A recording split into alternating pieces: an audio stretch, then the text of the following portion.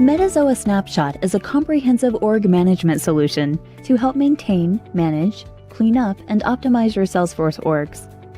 Visual workspaces with intuitive tools help to reduce complexity and simplify workflow. Just drag, drop, and connect. Optimize your org and lower the total cost of ownership by identifying which assets are used the least and cleaning up unused fields and metadata. Quickly restore metadata in disaster recovery situations by scheduling automated backups or taking snapshots on demand. Easily manage releases and migrate metadata and data between sandbox and production environments while automatically recording deployment history. Visualize profiles and permission sets with mass edit and user assignment capabilities. Compare differences in metadata between orgs and over time, and set notifications to trigger alerts when changes occur. Detailed reporting makes it easy to compare user profiles and manage permission sets across multiple orgs. Reduce complexity with comprehensive org management from Metazoa Snapshot for Salesforce. We were just a bunch of nerdy kids who ignored the haters. We took their ridicule and we built on it. And when some of us gave up, well, we built on that too. Built resilience, built on a mission to make things a little better every day until the users came. Then the haters were VCs who scoffed at our audacity. This just isn't the way things are done. But we kept building. Users turned into teams, turned into companies, running their entire businesses on our apps. Then the software giants came after us. We weren't proven, we weren't fully featured, our radical cloud model wasn't secure. But we built on. And today, as companies adopt the cloud to move faster, teams are finding themselves slowed down by each other's efforts. The skeptics are claiming we'll never develop innovation at scale. But now, DevOps have come to the cloud, ushering in a new era of transformation. Companies can release on demand across hundreds of environments, innovating faster with fewer conflicts and fewer disruptions. There will always be challenges. There will always be naysayers. And we'll build on.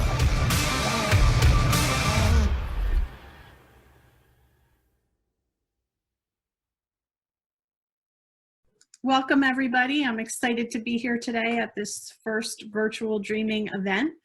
We're going to talk about data strategies to minimize user-inflicted data loss. So I'm Gina Marcus. I am the CRM manager at Own Backup. You can follow me on Twitter. My hashtag is there.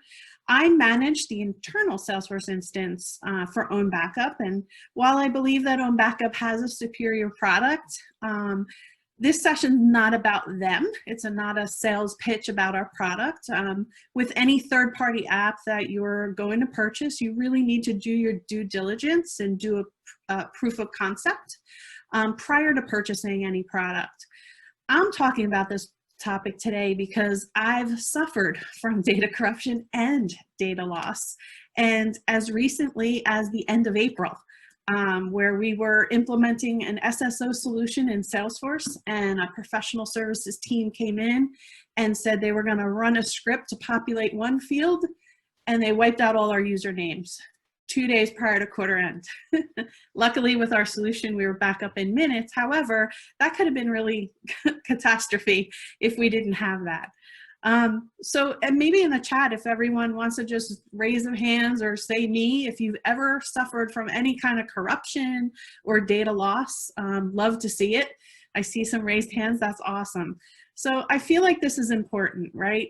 Because with Salesforce, they provide this platform and data protection, but with any SaaS solution, there's really this shared data protection responsibility. And we as customers really need to protect our data. So a little bit about me. This is my rescue cat, Chester. He's almost 11 years old now, and he's afraid of his own shadow. His bark is bigger than his bite. I was born and raised in New Jersey in the US. I've been on this platform for 6 years. From the first time I logged in, I was like in love with how easy I could configure things. I co-lead the admin Trailblazer community group here in New Jersey. And I love that I can give back to the community and talk about this topic that affects all of us. So on our agenda today, we're going to talk about a data protection survey, something Own Backup does annually. We're going to talk about the impact of when we have a data loss and corruption, responsibilities of the platform. I'm going to give you some great data management tactics that literally you could go back to your office on Monday and start implementing. And then at the end, we're going to talk about backup and recovery. So at Dreamforce 19, Own Backup surveyed over 2,000 attendees on data protection. And the full report is posted on the website if you want to go there and pull it down to see it all. But the first point I want to make here is that 88% of companies don't have a comprehensive backup and recovery strategy. And even worse, 52% are not even using the weekly backup to take a data snapshot, which is alarming to me. So what is a comprehensive backup and recovery strategy? Well, it really requires you to have the ability to back up both your data, but also your metadata on a daily basis, and the ability for you to be able to recover that in case you had a loss or corruption very quickly. So that's what comprehensive backup means. Continuing with the survey, companies that did suffer a data loss, we asked them like what caused it. So we're going to talk about the top 4. With 49% being human error, right? Almost half are accidents, right? We have users, they cause issues, you know, they're deleting data, corrupting data. You have power users in your system with maybe elevated permissions, you know, other developers, even admins, like we cause data loss too. And because the times that we're in today, a recent study indicated that 86% of business executives all agree that data breaches are more likely to happen now with everyone working at home and not in the office. So also too, admins, we're processing mass updates, right? And if mappings aren't correct when we're doing a mass upload or mass update, we can really cause a fairly big data corruption.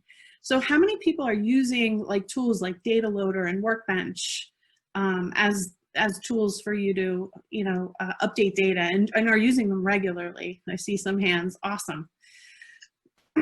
So this is really, you have to be careful. I did this in my last company. I overwrote the wrong field.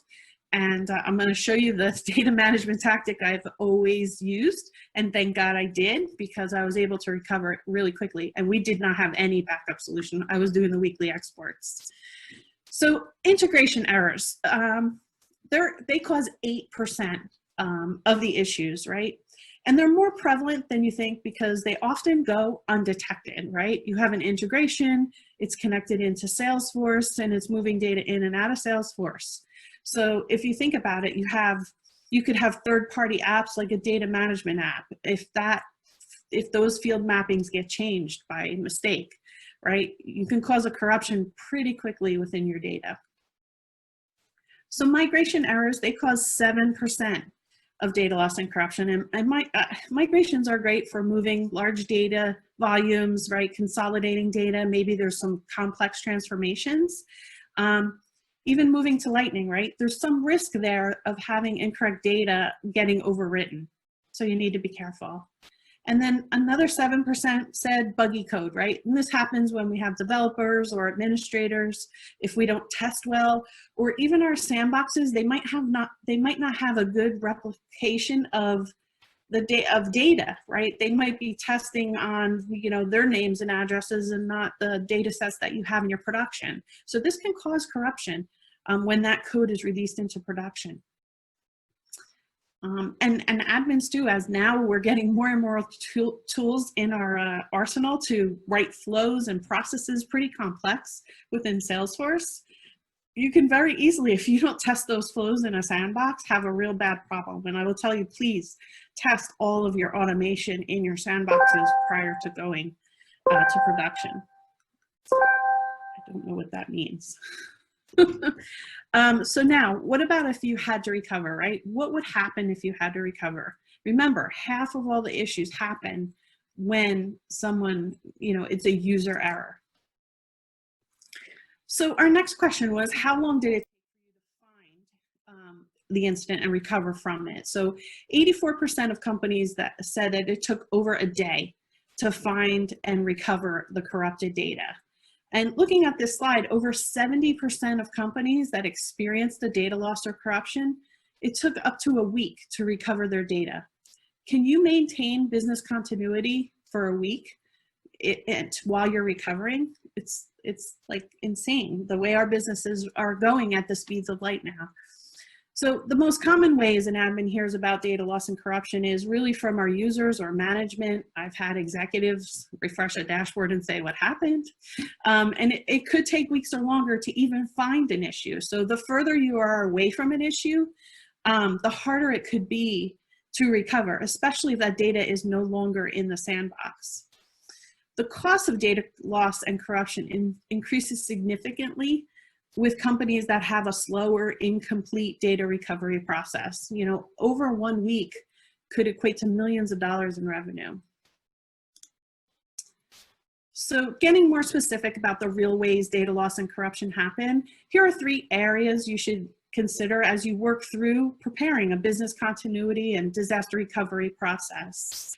First is our day-to-day, right? Users, they edit, they delete, all by accident, they don't mean it, right? I had a user delete records from a list view thinking he was taking them out of the list view and just for himself. He didn't realize he deleted all the records. Thank goodness for the recycling bin that day.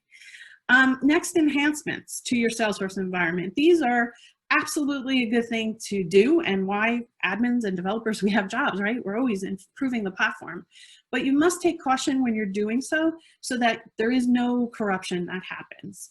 An integration, an admin developer can easily cause an issue.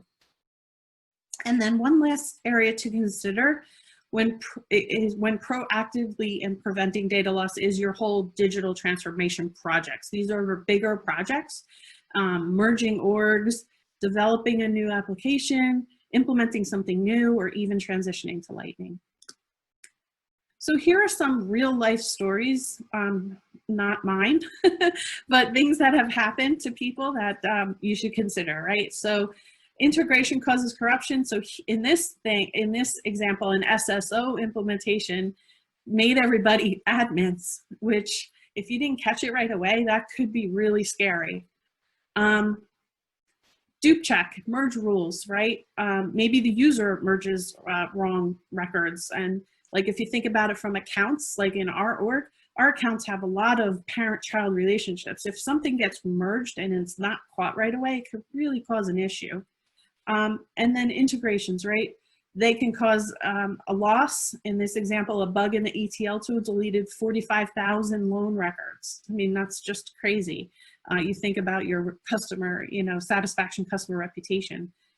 If that, luckily, I think in that example, they were able to recover, but it could have been really bad.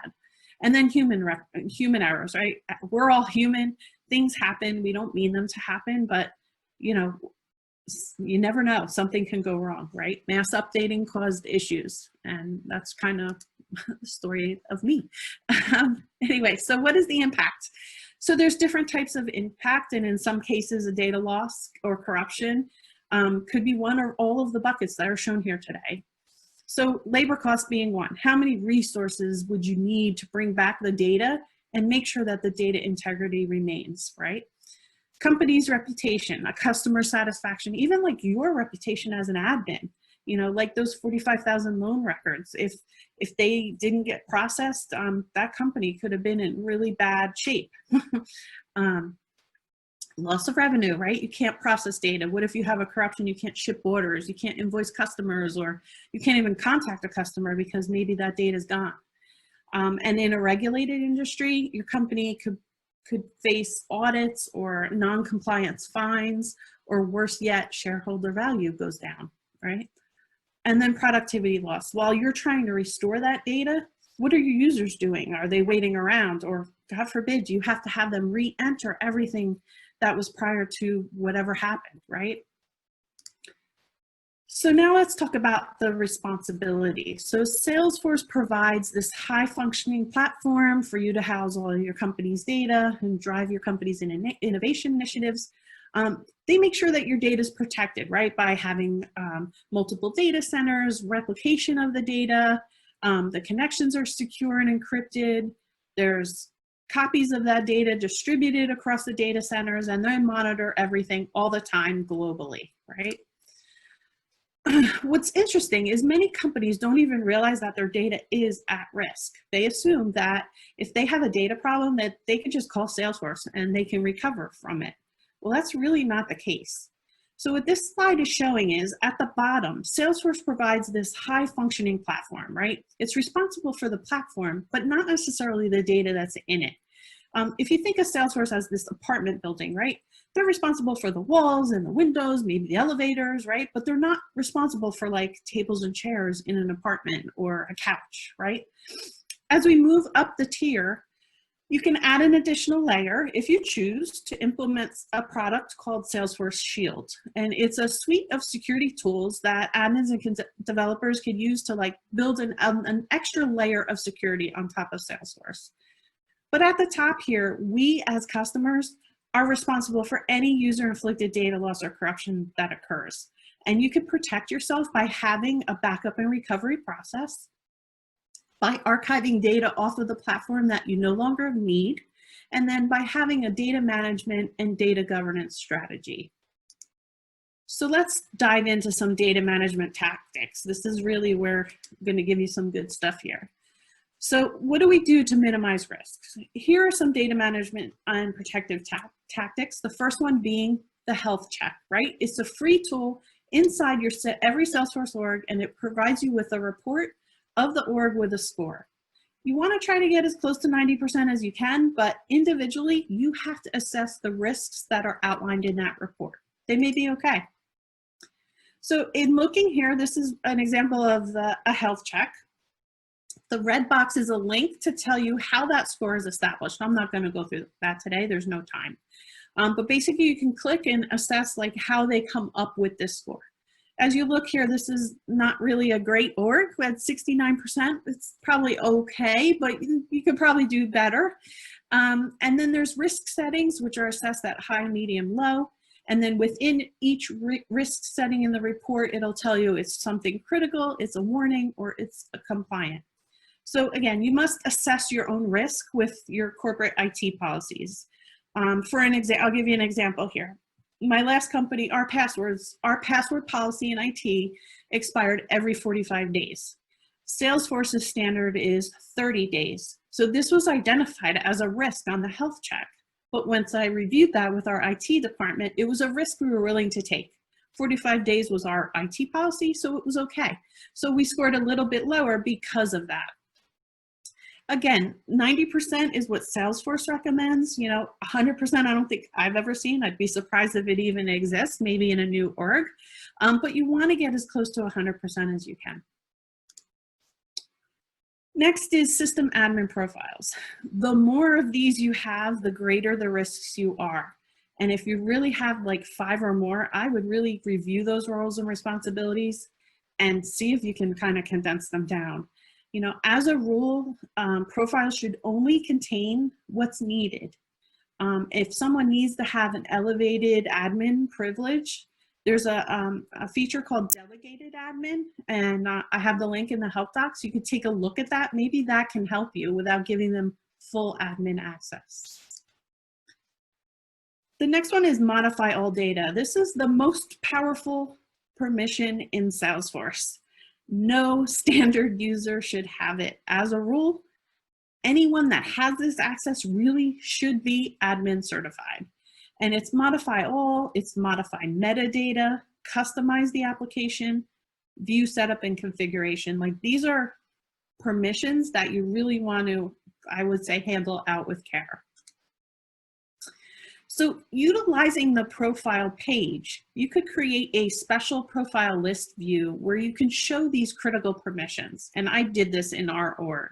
This way, if someone comes in here and accidentally gives somebody admin rights or modify all rights, or sometimes manage packages, you have to be careful. They'll set permissions. So you'll be able to kind of see this in your org. So basically when you create a new list view, under step 3, you'll see that section that says columns to display. In the drop down there, you'll select either user permission or object permission, and then you can move over those permissions you want to do, so that when you come into this list view, you can see, oh, how did modify all get on that profile? They shouldn't have it. So something that you might want to take a look at. So the next thing is mass updating. This is like so important. It's what I call before, during, and after. It's taking a before snapshot of the object you're about to update with every field it has.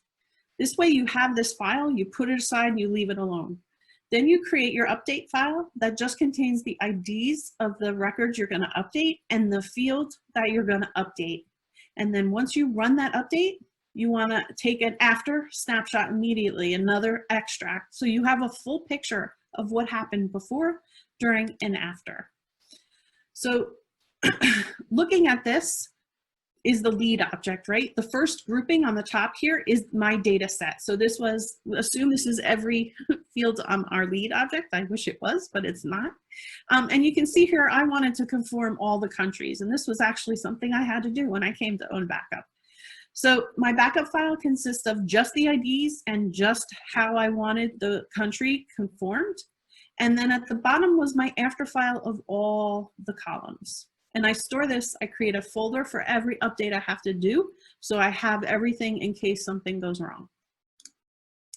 Next is the recycle bin. I put a calendar reminder on your calendar for every week to just look at it. I've actually caught things in that recycling bin that should not have been there, and I was able to undelete them because they were still there. You never know what lurks inside of this. It can contain up to 25 times your megabyte storage. So if you have about 2 gig of storage in your Salesforce org, it could equate to about 50,000 records. But the one important thing to remember is deleted records only remain there for 15 days, and then Salesforce purges them. And people that have that modify all permission, they can purge this box at any, this recycling bin at any time. So it's another reason why that modify all should be given out carefully. So they can see, modify all gives you the ability to see your personal recycling bin and the org's. So something I came up with, because in my org, I have a lot of apps that are deleting data on a daily basis, storing like update files and things I really don't care about that really should be deleted on a regular basis. So I actually created a list view of just the object that impacts our business, right? Opportunities being one of them here. So I have the list view called deleted ops. Or ops deleted, and I created a filter using the type equals opportunity. So at the top, I can easily just run this and I can see if any opportunities were deleted. So whatever objects are important to you in your org, you really want to set up this so you could come in here and easily see if something got deleted and zoom in on it very quickly instead of filtering through all the recycling bill records. So exception reports. They're really good to help you identify corruption, but what it won't do is identify a deletion where the recycling bin will. So I'm not sure if everybody knows that you can subscribe to a report and you can add conditions to it, right? So I can say in this example, this is accounts added new, right? I want to know when the record count is greater than 200. It's an anomaly for me. That's a tough word for me, sorry. For me to have more than 200 accounts added in any given time. So I want to know, I want to be triggered when that happens, because maybe an integration's gotten wrong and all of a sudden I'm going to have 50,000 accounts pushed into my org. So again, you need to assess it for your business, what's important. One thing I did recently is in the beginning of the year, I had to actually add two fields that had a default value in their pick lists in order for them to close a deal. So I was a little concerned about my automation and I wanted to make sure everything was getting defaulted properly. So I set up a report on those two new fields and I said, if one of them was blank, either or were blank, show them on the report. And then I subscribed to it. And believe it or not, I found out that I didn't, in my automation, think about if the sales team took a closed won deal that prior didn't have a value and brought it back into the pipeline. and I had to fix that automation. So it's pretty good when you're doing stuff. If you're creating something new, always like create a subscription report. Just monitor it for a few weeks just to make sure everything is working properly. So, and lastly, integration users. I can't stress enough, if you have integrations in your Salesforce org, they should really have their own Salesforce license. Because in this case, it allows you to identify if something's happening immediately to that integration. So in this example, this actually was true. We had a marketing enrichment, tool connected to Salesforce and a data enrichment tool, and they were both sharing the same credentials. And we were seeing some funny things happening, but we couldn't pinpoint where it was coming from, right? So we broke that out into two separate Salesforce users. So our lead enrichment tool and our marketing tool were connected accordingly. And then we were able to zone in where we were having a problem. So it's really important that you have, when you're budgeting to buy a product, whatever it is, budget in a Salesforce license for the year so that that is automatically paid for. It's really important when your business is buying products to connect to Salesforce that you have separate integration users. It really helps in troubleshooting when there's a problem. Okay, so backup and recovery. We're going to dive in and explore how you can minimize your company's risk by backing up your Salesforce data in tandem with what Salesforce already does to help protect you. And first and foremost, I want to say that Salesforce themselves recommends that you use a backup and recovery solution on the AppExchange, like Going Backup. I'll give you a little shameless plug there, and make sure you have it as part of your data protection strategy. So here we go. So there's Salesforce native options, right? You can use the weekly export. These files have to be manually downloaded every week within 48 hours of the time that they're run. And it's your responsibility to store them in a secure location. And in case you suffer from something, you have that data. The one thing to note about the export is if you lose, say, a parent record, you will have to rechild everything if you're trying to restore from the weekly export. There's a very awesome ebook on our website on how to recover using the weekly export. If you're using this as your backup solution, please go download it and just read through it so you'll be prepared and you'll know exactly what you need to do in case you ever suffer a loss this way. The next is API to data warehouse, right? It's missing the metadata along with the weekly export. It's just your data. And you need to make sure that if you create new fields, they're also created in your data warehouse and mapped. If you're using this option, you definitely want to test a restore in your sandbox. The next is sandbox refresh. Now, this is where metadata comes in, right? So you could use the first two for data and then a sandbox refresh for the metadata. So you'd have a pretty much inclusive recovery process there. And then the last is the data recovery service. So Salesforce just want to make everybody aware that it's being retired. So this was a minimum $10,000 fee and 6 to 8 weeks to process. And a lot of times from people that I talked to that actually had to use this, Salesforce couldn't find the data that was either missing or corrupt. And after 6 to 8 weeks, that's a long period of time that your business could suffer if something should happen. Here is a link to the announcement that July 31st, this recovery service is no longer going to be available. So it's here in the deck. And then lastly, I have some resources here. So on OwnBackup's website, there's also a risk assessment that you can take to assess your data recovery strategies there. This is the link for delegated administrator. It's the help article for Salesforce. And then there's 2 Trailhead modules that you could take on Salesforce data and user management. So with that, I will turn it over to questions if we have any more. Let's see, what do we have here in the questions? The recycle and bin is only available within Classic View. That is not true. It is available in Lightning. You have to go to the little waffle, the app waffle on the top hand side and do View All, and you'll see it in Lightning come up. I think that was 1 or 2 releases ago. How did you create the opti delete view? Opti owner equal recycle bin. No, so you want to go to your orgs. Let's see if I can go back to that slide. You want to go to the org recycling bin and then create a new list view. It doesn't need to be by owner. It's the object type is opportunity. And it says, is she suggesting for every purchased product needs its own integration user? If it needs to use a user record, a user's login, I would suggest you have a Salesforce user license specifically for this.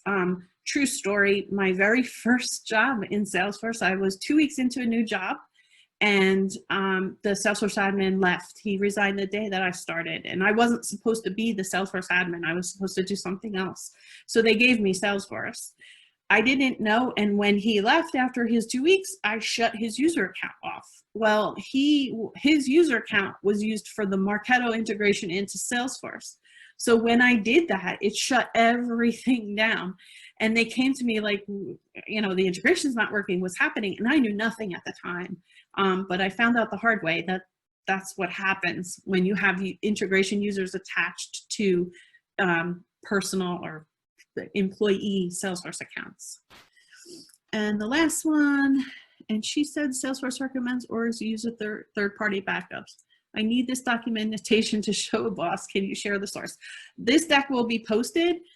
Susanna, if you want to reach me on Twitter at Gina Marcus NJ, I can send you that slide.